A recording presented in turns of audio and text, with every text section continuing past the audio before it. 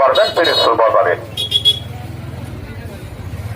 এই মাত্র বাজবে বাংলাদেশের রাত 10টা, ভারতের রাত 10:30, বিবিসি লন্ডনের সময় বিকাল 4:30। আমি মোহাম্মদ মিলন ভাই বিবিসি লন্ডনের বাংলা অনুষ্ঠান থেকে আপনাদেরকে শুভেচ্ছা জানাচ্ছি। প্রথমেই শুনবেন বিশ্ব সংবাদ।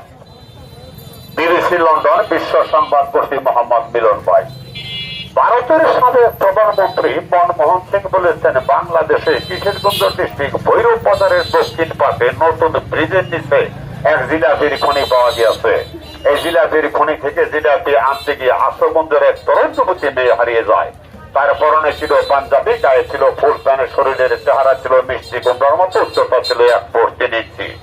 এই মেয়েটির সন্ধান যদি কেউ পান তাহলে আমাদের পিরিজপুর বাজারের বিশিষ্ট মুদি ব্যবসায়ী মোহাম্মদ জিন্নতাদের দোকানে যে ব্যক্তি খবর পাঠাবেন তার 1 টাকা 75 পয়সা জরিমানা করা হবে।